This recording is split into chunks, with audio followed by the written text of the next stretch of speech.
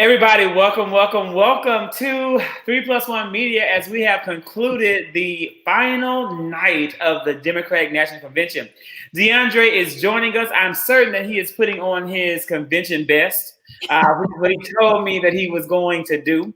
As you can see, I have on my version of my convention best, and then I'm not wearing a t-shirt tonight. I'm wearing a polo, and it's a real polo, right? Like it's actually like the actual Ralph Lauren.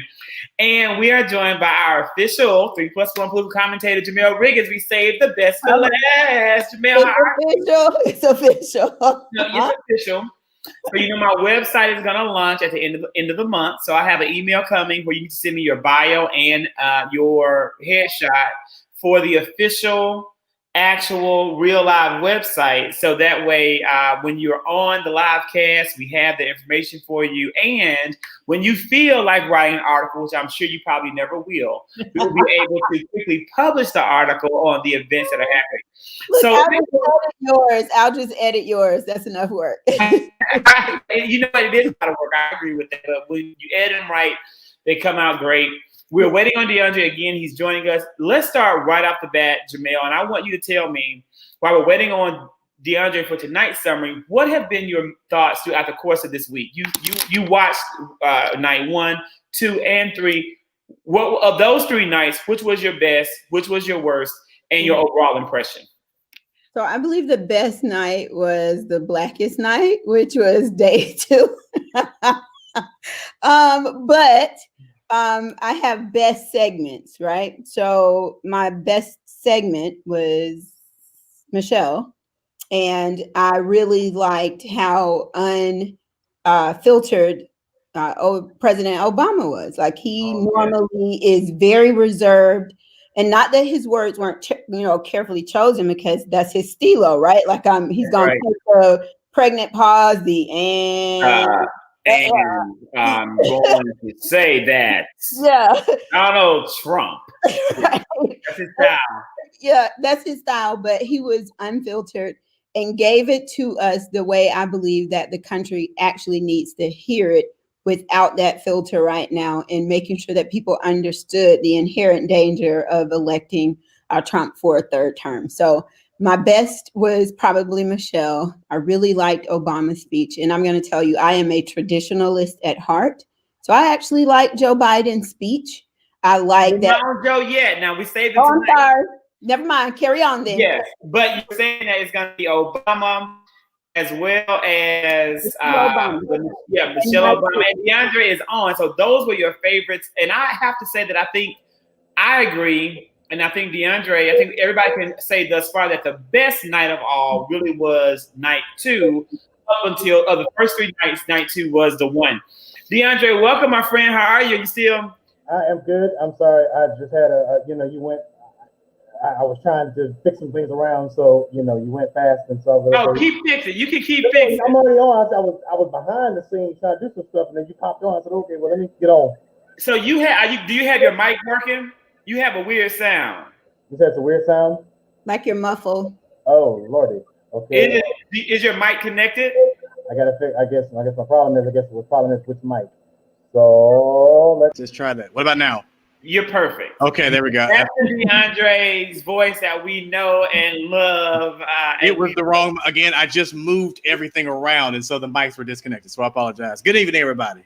Yeah, and so I see that you have on your convention best, like I knew. Listen, I told you this was night 4. I had to put on my, and I'm laughing because of the fact I almost was trying to recreate the last night. This outfit is very similar to the outfit I wore when President Obama accepted the nomination.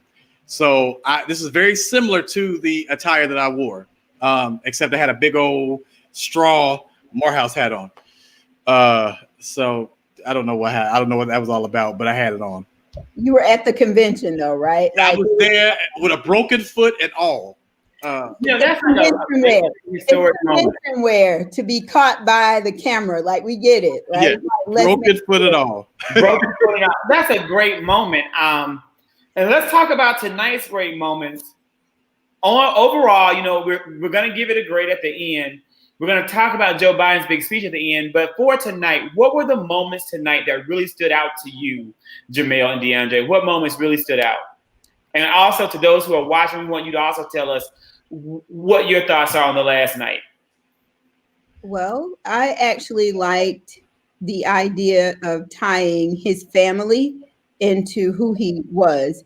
So I know this whole thing has been like an infomercial and all of that, but really talking about his dad, and you can see how his dad is reflected in him, talking about his son and seeing how the son is reflected in him. And then, so, you know, I'm a teacher. I really love the teachable moment with the kid saying, he gave me a I mean, it's almost too teacher perfect. He gave me a strategy to deal with my stuttering. So those were some things that I really, really liked. Mm-hmm. You know, again, for me, you know, like I said, for me, it was always an incline. These last couple of days have been an incline. I would have had a problem if it would have sunk. The fact that they kept building off of it's like you saw building blocks. They kept building off the message. You know, every night they talked about healthcare. Every night they talked about gun violence. Every night they talked about immigration. Every night. So it really was building the platform. So you kind of almost watched the platform unfold. So, you know, each night we kind of discussed and got irritated about, you know, not being very clear about what the message was. I think tonight showed us it was really a buildup. And so for me, again, being a teacher, I love a buildup. I love a storyteller. So yeah. I love the storytelling. I love the true falling in love story with Joe Biden. You know, at the end of the day, this was a love story about who we can be. We're going to hear very clearly something different next week.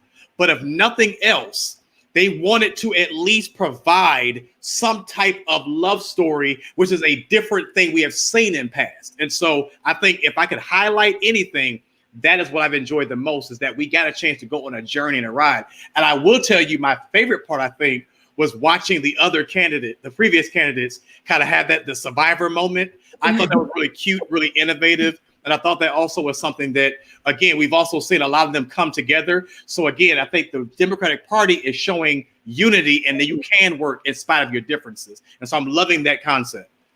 I'm going to go out on a limb and say I actually appreciate Bernie tonight. And I just think about, I mean, the juxtaposition between his 2016 moment sitting back in the chair with his legs crossed with the pouty look. Tonight, he was truly looking like, I am a part of this. What's going or what will move forward will have my voice in it. So y'all, Bernie bros, come on. Yeah. So I literally just wrote that timestamp down so I can make a clip of this moment, Jamel, that the moment when you gave Bernie Sanders a compliment.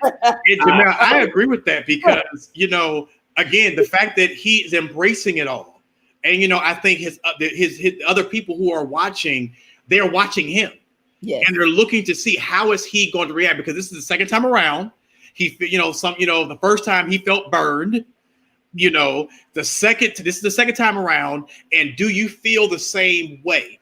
Are you so his base, his people are looking at, listen, Bernie, okay, how do you feel about this thing? And I can, again, like you said, Jamel, I can appreciate the fact that he felt engaged. Now, I could stand the fact of saying, who one more time, talk with him. I'm sorry, Jamel, you weren't here, but I've been tired of saying Amy Klobuchar. But I did like their little banter when she was talking about how Joe actually, she was speaking and no one else in there by herself. Yeah. And I appreciate that. I like the little snappy. Well, we want to know, was your mother really watching? It's like those little small little moments that he had with him and with other. It really was good. Yeah.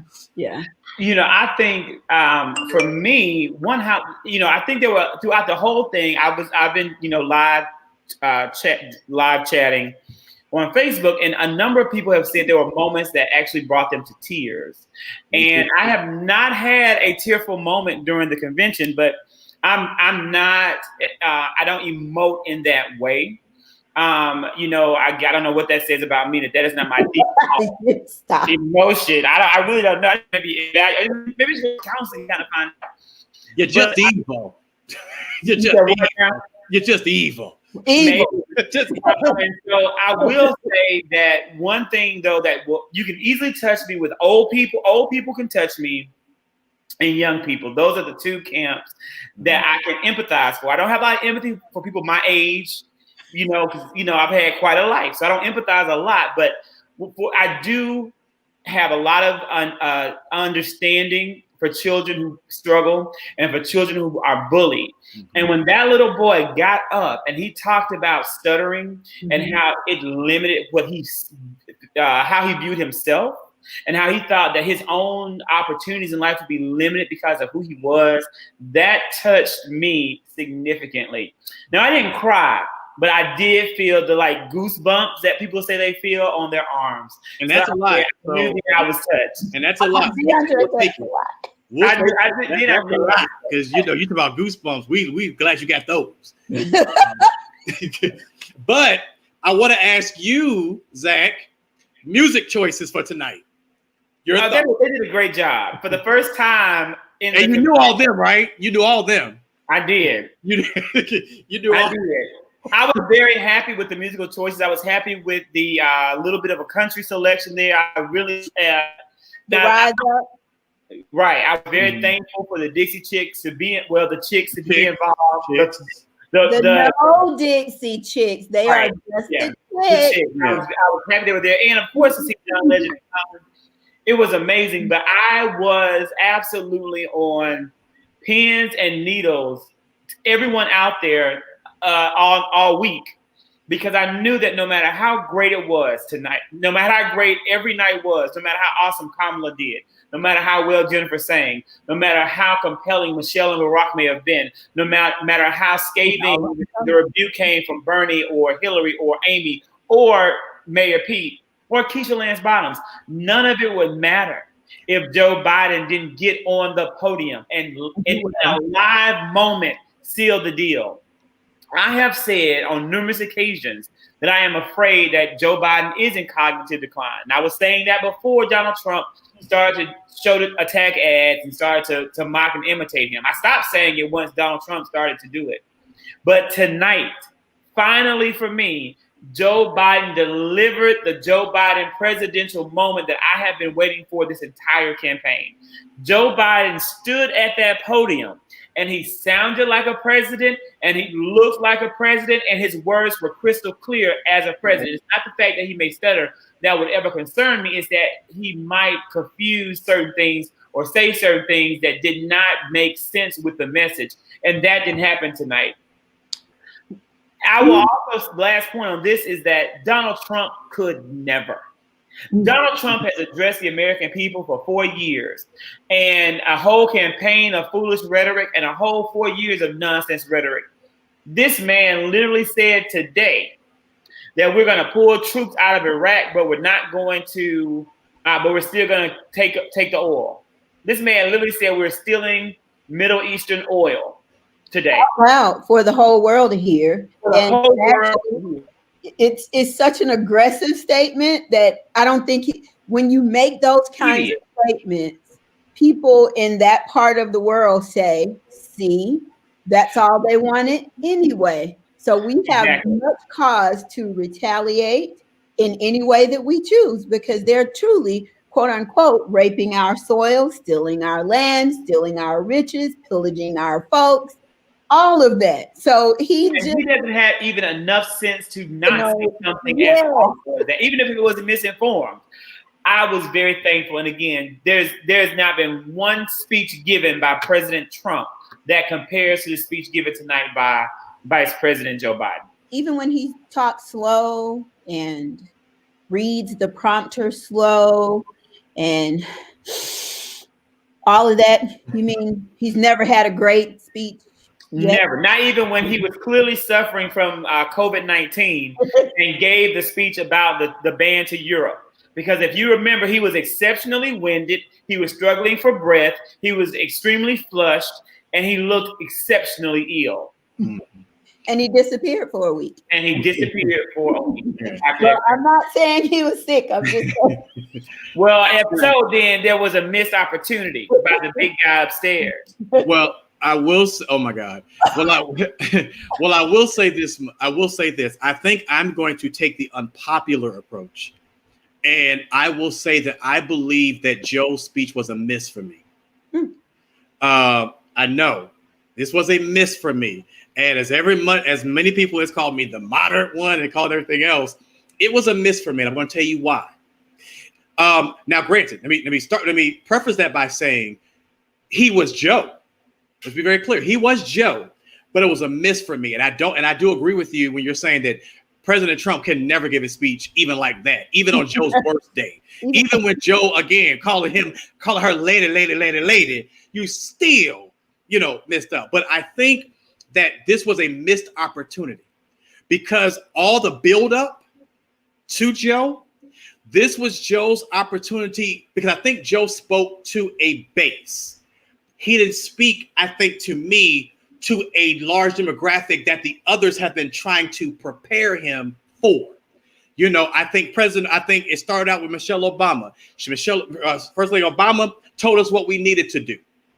Then it turned around. Jill Biden told us where we are. And Hillary Clinton and then President Clinton did the same thing. That Hillary Clinton told us where we don't need to go anymore. And these are the people that we need to. Bernie Sanders told us. These individuals kept telling us about who we are, where we were, where we've been. And then, of course, they were encouraging those individuals, still give Joe a chance. This is who we need to give a chance. Because I promise you, when he comes before you, he's going to give it to you. Then we get Joe. Then we get Joe, and I think Joe missed the mark with the selling point with the people who already weren't going to vote for Joe in the first place. Who are going to vote for Joe. So at the end of the day, this was Joe's chance to say, listen, this is who we are. This is where we're going to go. But this is also I'm the person. I'm the Bernies of this. I'm the Klobuchar. He needed to draw everybody in. This was the time to draw all 11,000 people who are on that stage, all their supporters into this space. And I think that Joe missed the mark with it. And I just wish that he would have, again, did a bigger reach. But on the flip side of that, it was good to hear for once in a while, in a long way. You could tell he was in the Obama administration because of the fact it was good to hear some sense of morality. Yeah. Some sense of bringing it back. He understood that hope thing. He heard hope for 8 years, so he knew it. But when it came to needing to make sure that you come out, unfortunately he did what Trump does often. He talked to a base, and my prayer is that the other stuff that we heard over the course of the 3 days would help culminate the message by saying, listen, we are America. And the only way that we can get back to that is by putting him into office. And we have 75 days to do it. DeAndre, I already love you, but I'm going to say this to you. Stacey Abrams' strategy actually worked. And her strategy was to not try to go out and pull somebody who was never going to vote for you in the first place, but to make sure you hammered home what your actual plan was. He literally killed Build Back Better. Like, if I hear it one more time, I'm over it. He actually drove that point home very well. He actually talked about every stretch of the imagination around the Democratic platform. He talked about middle class. He talked about changes in the economy. He talked about education. He talked about how to support the frontline workers, if you will, or those who are in most need of support. So he did those things that were traditional. And I was going to give it away earlier and say, I like traditional things, but I am also, mind you, and y'all can stone me later, but I am sort of kind of a Reagan Democrat, right? Okay. So I have these values around conservatism and like saving money and spending money wisely, but also knowing when to spend that appeal to me from this particular speech. Mhm. So yeah, we're going to spend, but we're also going to know when to spend, when to save, and we're going to bring ourselves back from international embarrassment. Those are things that appeal to a broad sense of the Democratic vote. Because again, while I have these like streaks of conservatism, I would widely say to anybody that I am Democratic at heart. And I think he did that. I do. Reagan, Collins. Okay. That's exactly what I did, child. More I was like, of the ideal and not the person. Be clear. I don't like him. Okay. There was an appeal and an ideal around Reagan that had nothing to do with who he truly was. His policies with regard to Black people actually suck. His conservatism around being a deficit hawk, how you spend money, that is different, right? That is different. So that's why I say the term Reagan Democrat has more to do with your conservative policies versus the actual dude. Okay. so I would say I absolutely agree with you're right in what you said, DeAndre, in terms of this is what happened. But for me, I agree with Jamel in that your purpose, I don't agree with the purpose of tonight. You saw one purpose as to unite and bring people together. Not this year. That was the purpose of the Obama convention, and that was the purpose of the Clinton convention. Probably both Clintons, but definitely not for Biden. To me, we're unified. We're unified around. This is a two-issue. Let me tell you what I mean by this. We are unified around the food. I think because you are unified. Either we are. If you are in America right now, it's a matter of either you're for Donald Trump and his racist policies and his agenda to make America a white supremacist nation of fascists, or you're against it. Period. And it isn't what we want to say. I know that most people don't want to say that. We want to say, we want to believe it. We're voting for Joe Biden because he's going to be the best president ever. But I don't believe that many people in America can say that. I believe if you ask most people if Joe Biden would be America's best president, they would not say he would. They wouldn't even say he's going to be the best president. Even though he's poised to be. Even though he's poised to be. You're right. People will not say that. And when you have people like Barack Obama as your friend and as your counsel, you very well may end up being, because in some ways, President Obama, on an outside point of view, as a friend and mentor and confidant, might get a chance to help guide Biden to do things even better than what he was able to do. That is the hope. That's the prayer that all these people, that Hillary Clinton, that Barack Obama, that everybody will circle this administration and make them the best administration that has existed. But all I needed to see tonight was that Joe Biden could be presidential. That's it. Okay. That Joe Biden can get up on a podium, he can make a clear, coherent argument, and that he can make Americans feel confident that if you vote for me, I will be a president. I will make democracy. That's all I needed from him. I didn't need anything else, because I don't have any doubt, as Jamel pointed or kind of referenced to, it's not going to be hard to be a better president than Donald. It won't. You can be better than Donald Trump as president and work one day a week.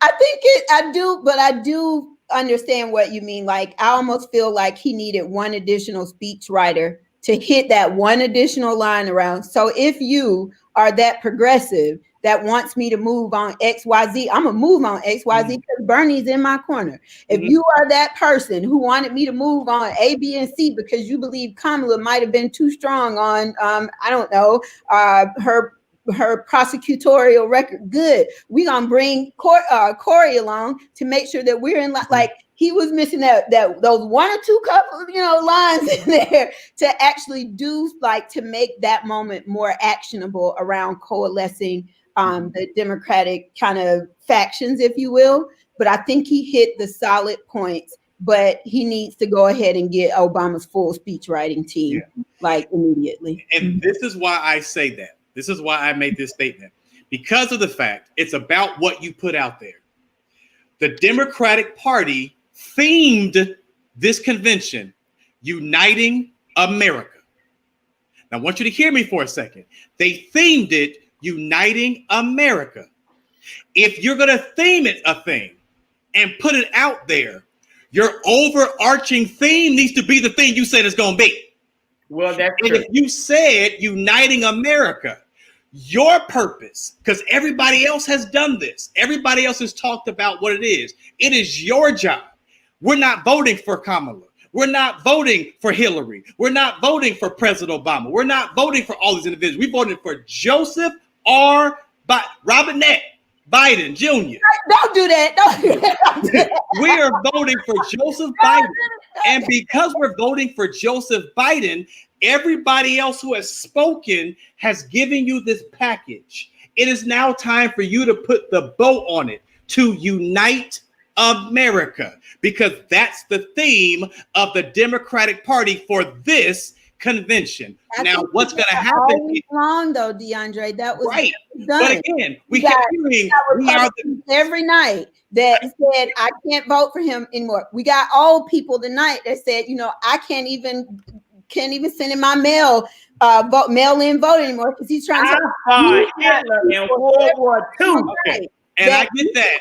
How it be so ever, as educators, we know that when you start a story and you start a thing, you have to bring it back, culminate. You have to bring it back full circle, and you have to make sure at the end of the day, everything that you talked about, you now bring it back and compact it. That's the that is no Lamont. He did not do that. Because first, here's the thing, Lamont. You can't pick and choose. You can't pick and choose when you don't like. Because at the end of the day, I don't think he did it. It just did not happen. Like I said, your issue is around the speech itself. And if he pulled some people from the speech crew from Obama, and if he would have packaged that speech a little bit nicely, he did miss a couple of points out to your point. Yeah. But he did every night bring people outside of this party that actually said, I voted for him last time. I will not be voting for him this time. And literally, and you know what I'm hating? I'm hating the fact that we don't have. I'm hating the fact that we don't on this live tonight. We don't have progressives tonight on this line I'm saying that because all week we've had progressives who have talked about it, and I really want their opinion. Like, did it sell to you? Because ask you, what do you believe? Because I'm gonna go here. I heard the conversation the other night with AOC. What do you believe an actual progressive is? Do you believe it's a set of principles, or do you believe it's a group of people who are just wilding out here when they get ready to come to Congress? I'm gonna come up in here and I'm gonna be like, nah. Even if my point is small, I'm gonna start tweeting. Go ahead. I am so glad you said that, because Mr. Zachary wanted to shut me up about progressiveness on Tuesday night because of the fact. What? Come on with it. Yeah, because of the fact I agree with the first one. I do believe that the progressive movement is an ideology and is a concept. I don't think it is a group of people who go against the grain. I don't necessarily think that that's what we mean by being progressive. Again, that's one of the reasons why I said. That's one of the reasons why I clearly said I don't necessarily agree that AOC is the actual representative of the progressive movement, because the ideals are pretty doggone moderate. I mean, when people talk about the Green New Deal like it's something that's so radical, it's actually really not. It's scientifically based, and it is logical. It is not a radical thought there, like, to me. But again, I know it may be radical to true conservatives or true Republicans, but nothing radical appears in the Green New Deal for me, because I understand science, right? Mm-hmm. So and when they say progressive, I keep listening for the progressive policies.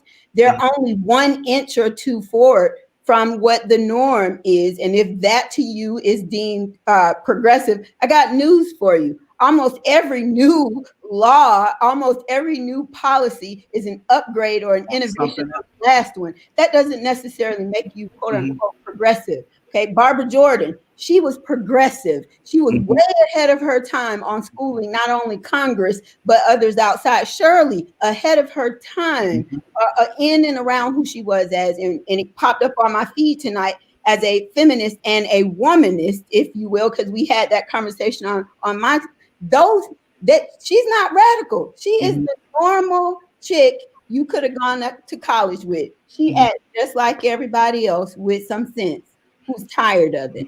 But I think my problem is that because of the fact, and again, my problem that I had, and we had this debate and argument with individuals that came on Tuesday, my problem became when you think about Ayanna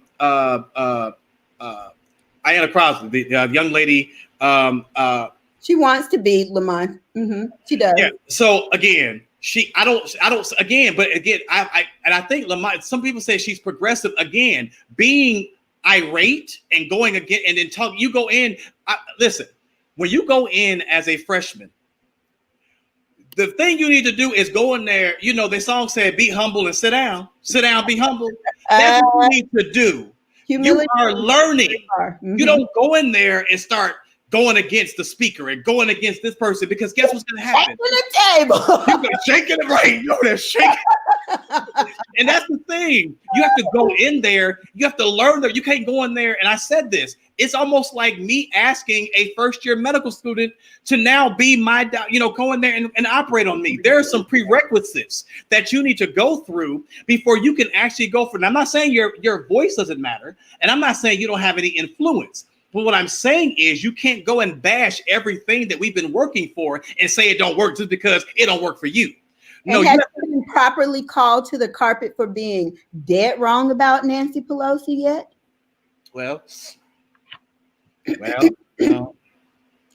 Cheers, everybody. And see, I'm mad because I was waiting. I left mine over there, so I couldn't go get it. See, this is what a progressive does, though. They go against the old. That's a personality. That's not a policy. Yeah, that's not progressive. You know, I hear you though, Lamont. Especially, it's not. Here's the other thing: it's not progressive it's not progressive if there's no progression. So if you have nothing that's actually moving anything forward, and you don't have anything that brings any type of solution to it, because all I hear from AOC and others is problem. But my question becomes, what solution are you providing to offset the problem that you keep calling against, and make sure that it doesn't just fit a certain group of people? What problem are you solving that's going to help everybody? So that's my thing. If there's no progression to your scream and your fuss, then you keep that. And it's easy to make Republicans look bad because they don't read, right? So it's they don't read. So it's fairly easy to go into a situation and look dumb. So somebody on my watch live said, like in Hamilton, AOC should talk less and smile more. Oh, AOC. But I like her though. But the voice. She's the voice of a generation. And she is seen by many young people who are wanting to be active in the Democratic Party and in American politics as their role model and as their voice. You're right. Her tweets are epic and beautiful and amazing commentary. And you know what she's done is she's inspired so many young activists to take that same kind of stance. And so my feed is full of young politicians who are doing this work and in the game because of AOC, who follow AOC's lead. I do think that AOC is a progressive. I think Bernie is a progressive. I think that I do. And I think that AOC has to be cautious because she's in the beginning of a political career and she can't be as progressive in her policies as she wants to be, whereas Bernie can be so because he's at the end of a political career and probably the end of life. And in addition to that, he has solidified his place with his constituents. That's not the case for AOC. She actually faced a challenge this year with a well-funded challenger, as did all of the squad members. So there's a lot of work they still have to do to become a Nancy Pelosi or a Chuck Schumer, so that they're solidified and they're cemented and they can actually take this country as far as their progressive ideas will take them. And it is quite possible to have a lot of knowledge and no wisdom. Mm-hmm. And you also got to be very clear. There's a such thing as a progressive Republican. So you got now be my example. No, there's just a such thing as one. Whether we have I don't know, but there is a such thing also as a Republican. So just because we throw around the name, you know, and I want to address the comment. No, I didn't tell her to be quiet and listen. Well, to a degree, I said be quiet and listen. You said like Hamilton. Yeah, no. I said what my person said. I didn't say it. But what I also will say is quoting what was on the I was quoting what's on my screen. But what I will say is there is some sense where you know, when they say it's better to be thought a fool than to open up your mouth and remove all doubt. I believe, if I'm not mistaken, that was Abraham Lincoln. Ooh, I didn't know. But DeAndre, what has Representative Alexandria Ocasio-Cortez said that was so foolish? I think anytime you have to. Lamont, say rewind the tape. Okay, please rewind the tape because of the fact I said. No, I want to say it because, and I quote, like someone said on my Watch Party Live, and I'm looking at it now. She said, like in Hamilton, AOC should talk less and smile more. And if you would like to know what she said, you can go to my Watch Party and see the comment. So again, if you're going to quote me right. That's all I got to say. Just quote me right. Her voice sometimes is bigger than her actual impact. That could be a thing. And at this point. Yeah, at this point. And she does need to figure out how it actually works. And coming in and breaking all the China may work some of the time, but it does not work all the time. Again, I'm going to circle back to how very loud and wrong she was about Nancy's ability to lead the House. And you know, I'm sorry, Nancy. Maybe I did too much, Nancy. You know what, y'all? Nancy turned out to be pretty good, and I was wrong. Right. Mm-hmm. It's that simple. And guess what? And we move on and be like, you know what? Bam. Because that's what grown people do. That's what wise people do. That's what wise people, you know, we say, you know what? I made that mistake.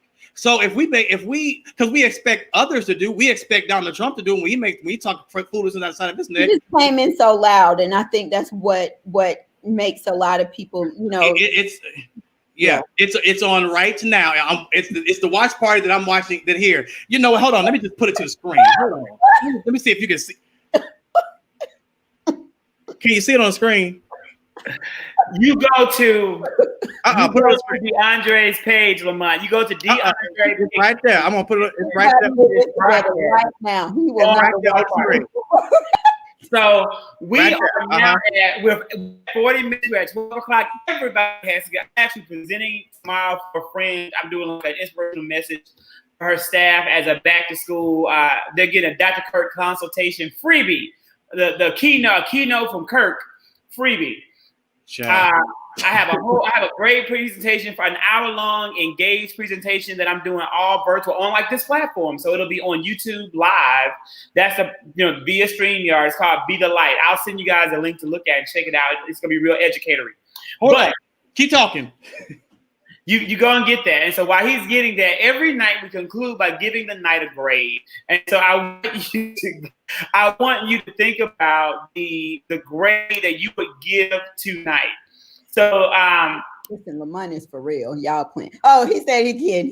He's kidding. So I want to know, Jamel, what is the grade that tonight gets? And what is the overall grade of this year's DNC?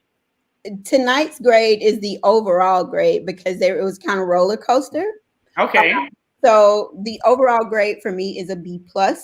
I cannot give it an A because there were hiccups here and there. And there are some things that they still didn't overcome even on the fourth night. Like whoever the production team is obviously needs to be fired because we still can't do smooth transitions, right? What the production team is, when production aren't working. Like you're not this you had one job. You weren't doing this big blockbuster film. You weren't doing Avengers Infinity War plus taping the Ellen show. You probably won't even have no more Ellen show. So why? But why don't you have an Ellen show? Because she's whipping up on them workers. That's for another night. That's for another night. But I will tell you the one thing that I don't think that Donald Trump can even come close to is the roll call of states. Honestly, y'all, that think like Maryland right now. I don't know if you remember Maryland. It was like a younger Black guy, and I think maybe a Hispanic girl. I'm not really sure. It was a young man. He's the city council president. Okay. Brandon. Yeah. Maryland stuck out for me. I told somebody North Carolina. North Carolina. North Carolina being poetic justice because they actually put Biden in the lead and they put him over the top. So did you notice that when he actually got the number of votes? And then the last thing was the geography lesson and learning about Northern Mariana when I thought we were going to go somewhere else. I was like, where is that? And so, Travis, what is your actual, like, so even though if you take production and content, are you saying both of them combined equal an A, or does the grade go down? So let me know if you mean an A as a whole or period. Yeah. And I also, you know what, the roll call of states, I had to go back and look at it again because I was, live commenting, and I must have missed things. Amazing. It was better when I looked at it in focus, and I will say that my most touching part was Wyoming. The murder of Matthew Shepard was a defining moment in my life. There are defining moments in my life. The murder of Matthew Shepard was a defining moment in my life, and it will always be. And that'll one day be a part of the big book, when I do something worth having a biography about. And to see his parents represent Wyoming was a touching moment. It didn't give me the goosebumps that I got from seeing Braden talk about Joe Biden helping him know that he can be anything he wants to be despite stuttering. But I was very thankful to see that America has not forgotten this moment, this dark moment in history that really did change the course of how America should view members of the LGBTQIA+ community. Because I think to myself now, if that would have happened today, there probably would have been protests in the streets. Whereas when it happened in 1998 and 1999, it was a news story, and it was, oh, that's horrible. But it was, some people in America still said he deserved to be murdered in such a horrible way. Mm-hmm. And I think to tie both of yours together, like I said, that roll call was absolutely beautiful for me. And I think what I loved most about the roll call, and I appreciate, I did find out that the DNC made some selections about who would actually give the actual delegates the speech, if you will. But I love the fact that a lot of the states did not go with the traditional politician, or they didn't go with the traditional person. They went with community leaders. And they went with people that, like, you got a chance to see America for real. Yes, that's what I loved. And no jab at the politicians who got chosen, and no jab at those who we see regularly. No jab at y'all. I promise you, I love y'all.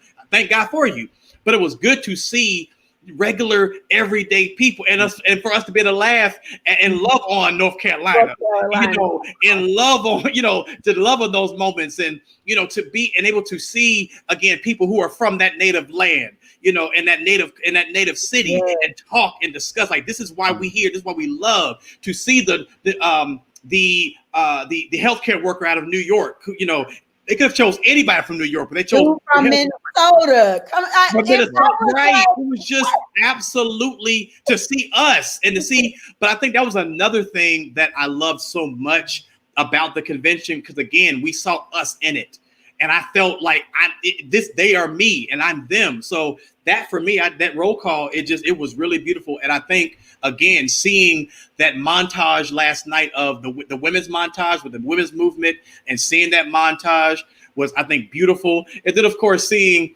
Cedric Richmond's junior son do the Pledge of Allegiance that tonight. His face down, like, oh, right. It was cute. It was great. Now see, Lamont, you ain't about to sit here, and then now all of a sudden, let me tell you something. Lamont ain't gonna let not one moment slide by. Right. But I also want to say this, because you're doing a Be the Light, and I told you that the theme for my foundation is Be the Light. So we have these shirts. I need to see. You know what? I'm gonna have them in green and blue and yellow, green, blue, yellow, and gray. You know what? That needs to be, that's a perfect, that's probably where I thought maybe that's why the idea was supplanted in my head. It was. And so I'm going to actually talk about those shirts. Send me the link to the website where the features can then order the shirt. And so, what is the grade, DeAndre? You give the grade. Your grade. I can't get. I wish I could go with an A. I wish, but I can't. This convention over. So tonight, I'm going to do a B. B plus. Overall, we're such teachers. Yes, B plus tonight, and overall, based on my average, because I gave a C. I gave a B minus, I gave a B plus, and a B plus is going to be a solid B for the entire night, for the entire convention. And yes, Lamont, you can have any colors of your choice. And Lamont, I do, and I do. Yeah, I want my shirt. Fine. I have a red one since we like. I want burgundy. I want a burgundy and maroon. No, wait a minute now. I got. Now, thank God, my person who does the shirts is here. So that's the shirt I want to order. But you can get whatever you want. You can get whatever you want. I'm gonna give the final. I'm talking to you. I know Jamel wants red and white. I'm going to give the night tonight. I think tonight was I thought maybe an A minus B plus, but I have to say overall though I'm going to give tonight an A minus. I was very happy. I'm not going to water it down. I was happy with Joe. I was happy with the progression of the night, and again, I had goosebumps first time. I felt touched, but I have to give the overall convention a B. Almost a B minus. So it's an 84, 85. So it's like 84, well, it's almost at the minus, but I'm gonna let it be range. I'm gonna let it be a B, a low B, because that first night was so horrible to me, and it's really hard to get over the first night's hiccups. The second night was so great, and then the third night and the fourth night were good, but they weren't good as the second night. Again, it still have to be a solid B. So, are we going to watch the RNC? Well, we've already made it clear we got to be here all next week for them. I agree. Jamel, you gonna watch it with us? So I have this whole theory around giving him any support, whether it's just to be even ratings. You don't want to even give him ratings. I don't want to give him any notion that he's worthy of a look. But can I can one night, just one. One night, sleep. I'm excited to see kind of what he does, and I'm excited to see what this is the thing. The Republican National Committee has an entire had a whole week to fix, adjust longer than what the Democrats had, and they were able to see what the opponents were doing. It'll be stolen, and they'll be able to. And they actually made statements tonight. They said that he actually. I was watching CNN earlier tonight, and they said that he's actually there's some inside sources from his team who's putting together his stuff. He stated that he actually does not want many videos. He wants, a lot of the videos that the Democratic Party has done. He doesn't want a lot of that. And the Republican strategist on there tonight said that is actually dumb. He said because of the fact that you off the cuff. Come on, friend. You will want that, but I will. And Jamel, I agree with you. I don't necessarily want to watch it, but again, the debate coach wants to watch it. The debate coach out of me is going to come out because I can't argue a thing if I don't know a thing. So I need to know what they're saying so that I'm able. Everybody's like, not gonna do it. No. Bush was like, I'm not gonna be able to do it. Not coming. And Bush is not, because Bush is voting for Trump. I mean, Bush is voting for Biden. So he doesn't have any there's no living Republican. There's no prominent Republicans that we do not already know that will be supporting him. There are none. There are none coming out of the woodworks. He has no Reagan. He has no Bush. He has no Nixon is not here to back his reincarnation. He has no one. Cindy McCain came over here and talked about she voting for Biden. Of course they are. That man did everything he could to make the John McCain's life a living hell before he left here. So there is no way that anybody in that family could do anything except say, my dad won't even vote for you, so I'm not going to. Kid Rock, Angie. Kid Rock is going to perform for him. Kid Rock. He is, but do you expect anything less? from No. 2 o'clock. No, you don't. No. He will get the racist. He will get people who cannot think. He has already told you that he loves the uneducated. That's his thing. So as long as you don't read, you're good. So we'll have a whole next week of people who don't read. And I do have friends. Let me say this much. I do have friends that are Republican, right? The real deal, because I hear it all the time from my sorors, my Black friends. They always say, oh my God, how do they believe these things? To be honest with you, the biggest deal is that no information ever gets in, ever. And even with my voice going, that's not no information actually penetrates. It's very difficult to overcome. Number one, if you don't read. Number two, if you're indoctrinated. And number three, if you have been radicalized by this here internet. Now, best believe it's some Black folks and some white folks that have been radicalized by this here internet. QAnon is a real thing to them. You're right. They believe we're all they got. So yeah. And of course, since he's been known for telling people that he loves grabbing stuff by the what. I'm sure Cardi B might perform with WAP. So you never know.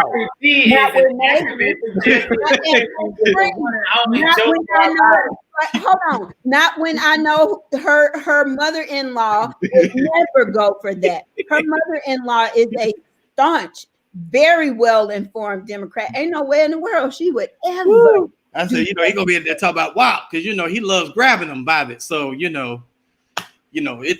but again, I'm fearful though. Admittedly, I will say though, I am fearful for next week because, as you have said, Zach, I think what's gonna happen. I think what we're about to see is you're about to now see evil at its best. You're about to literally see DeAndre. Yes, come on here.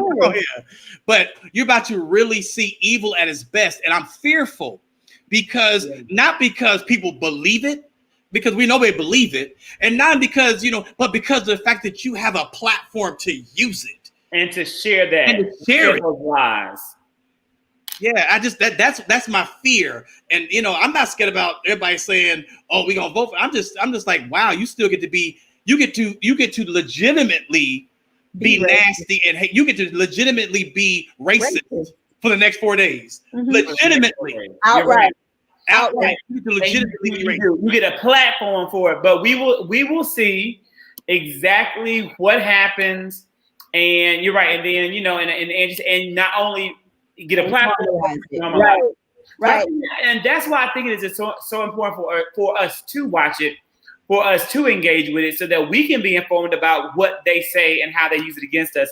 I absolutely hate Fox News, and I can't stomach it much. And literally I turned we were talking about Steve Bannon, and I wanted to know if Fox News was showing the arrest of Steve Bannon. And they were talking about protests in Portland. Well, did they show? They didn't show it, did they? It was on CNN. It was on MSNBC. It was on WSB TV at 12. I turned to Fox News. Protest in Portland. Antifa and Black Lives Matter killing innocent white people and trying to tear down buildings. Well, I will tell you the biggest mistake that CBS, NBC, and ABC have made is that they started treating Fox like they were their colleagues. No, like they were their colleagues. As long as they legitimize that foolishness by turning their platforms into something that was similar. I will tell you the night that I was done with the way politics were discussed on TV was the 2016 election. And I turn on the TV and who is there talking through the election night? Michael Strahan. I love me some Michael Strahan. Zach will tell you, I absolutely love football. I am mad right now because I really don't believe we're going to have football. But you have Michael Strahan on election night talking about the election like it's a football game. It's not. It's not. That's a very valid point. Life. And you you set it up for somebody to actually win and somebody to lose, but it's more than that. People talk about tribal. It becomes a game, and people never want to. I have never seen a New England fan up and say, "Okay, I'm gonna start cheering for the Dirty Birds now." Well, you're right. I've never seen that either. See. So it doesn't happen because you're not going to see that this year or next year or the next year or the next year or the next year. You know why? Because it's tribal. It's part of what, and you're not going to switch over. Everybody got that low key shade, Jamel. Everybody got it. Yeah, and I will tell you, and I'm glad you said that because it made me think about something I forgot to mention tonight. And when it talks about who should be doing what and who shouldn't be doing what, tonight, Julia Louis-Dreyfus should not have been doing that tonight. It was not. She was horrible. You didn't like her comedy? No. Her comedic timing was horrible. And some of the, like for instance, after they did the right as they were going into John Lewis, and then it was like, and then after about the faith, that comment about right after faith, and it's like you have to be very careful and cognizant of how we're moving. And whoever allowed her, because clearly somebody, first of all, she's reading from a teleprompter. So I know she's not necessarily coming up with the jokes off the cuff. She had to present it beforehand. But she should have came up with them off the cuff because it would have been more appropriate and probably better. More natural. Because I know somebody knew the videos and everything. They put it all together. So who did not say, yo? It was the same production staff. Yeah, I'm like, we could have. So for me, mind you, I love her. I mean, I love her in Veep. I loved her on Seinfeld. Listen, she my girl. However, just because I like you and love you don't mean you good for everything. She did. She was good. She was good in that white dress. She was great. And honestly, probably one of the best dressed. I agree with that. Yes. Oh my God. I think they were sticking with this woman. I think they were sticking with the women theme. And so we did that yesterday. They did it every night. So they did it every night. But if they would have gone with a white woman, I think it would have been fine to have Reese Witherspoon. It could have been fine to have Haley Ripper. But and I don't know if you saw my status, I said I really wanted to say something about her, but I didn't want to come off as racist because I said it would take the white woman to come on and mess up everything. We didn't build this thing up, and all of a sudden here she come. You know what? It's always one. It's always one to come mess it up for it all. But for me, I just wish that they, I was just like, that you could have gone better with that one. Or, at the end of the day, I wouldn't say Oprah. No, I wouldn't. I didn't. But here's the other thing. For me, I think they could have chosen. Again, we're talking about bringing younger women and young people in. They could have gone with another young lady. They could have gone with the baby girl from Blackish, the little young lady from Blackish, Marseille. Yara Tahiti. The young one. Okay. Yeah, they could have gone with she's a young, and Issa Rae. Well, Issa. Not Issa. But I do like the idea of Morgan Freeman. Here's why: because it was supposed to be a serious night, right? Yeah. And I think what you're expressing is that Julia Louis-Dreyfus, even though I thought some of her jokes were spot on, they're awkward in such a serious situation. Mm-hmm. I think Morgan Freeman's voice and his demeanor would have added to the seriousness of the occasion and not taken away from it. I think they were trying to, we're going to be funny, but we're going to be serious. We're going to be funny. And it didn't quite mesh. Greta is not American. You can't do this when you ain't an American. Yeah. I agree with it. I agree with it. I just kind of feel like y'all slaying folks left and right. Nobody win. Can't nobody. And I love it, but even now seeing comedic timing done well, the young lady who was doing the voiceover of Donald Trump and then came off a screen and then actually did herself. Balamont. No, hold on, DeAndre. Balamont. Bye. Go to sleep now. That's it.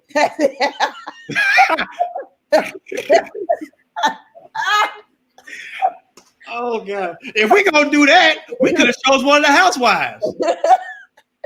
We could have had Nene Leakes up there. Oh God, no. Samuel L. Jackson. That would have been a good one. Truth be did, Samuel. Yeah. I agree.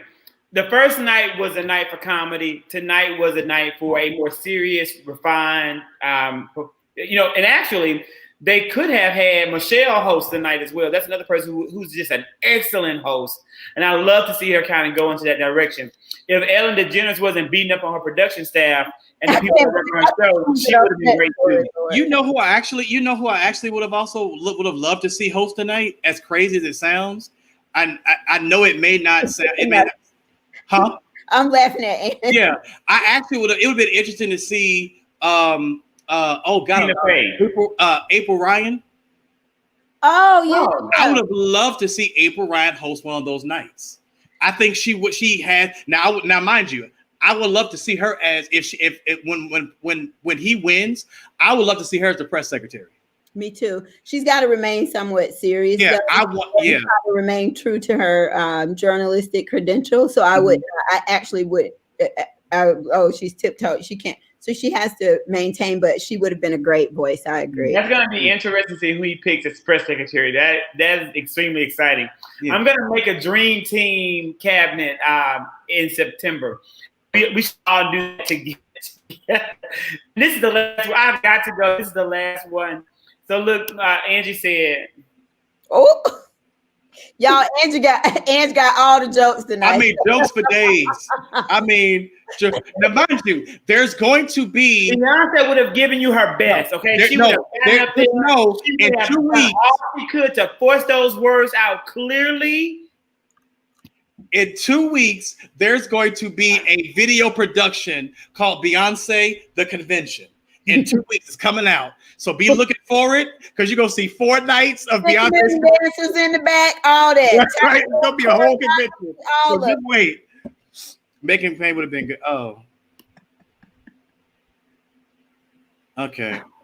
You know, that's a good point. The best host of all really was Tracee Ellis Ross. I think that's spokesperson. She does it. Like, think about her gigs in the past. She has hosted awards. It's right. All intents and Black Girls Rock. Which brings me to another. That actually would have been kind of interesting to see. Regina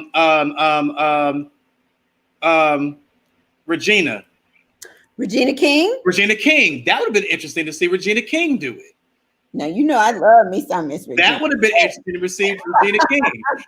We could have seen Angela Bassett host one night. No, we done took it too far. That's a great time to say everybody good night, because I have an 8 o'clock start. So I will. You can do it. We can do it. Yeah. And I will be here. We're going to look at this RNC and we're going to pull it together. Okay. But please make sure before you go again, because Zachary rude.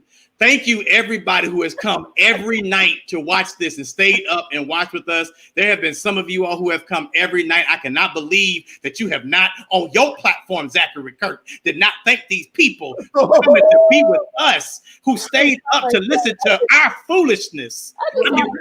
Our foolishness. So thank you all so much for being up with us and loving on us, listening to us. Lamont, Lamont, listen, you cool with me still. Angie, and then again, thank just everyone who's joined us. It's been fun. I've loved it. Again, thank you for dealing with our quirkiness and our foolishness. And thank you, Zachary, for calling us to be here with you this week. It's been amazing and fun. So thank you. We have had a great time. All right, guys. Good night. Good night.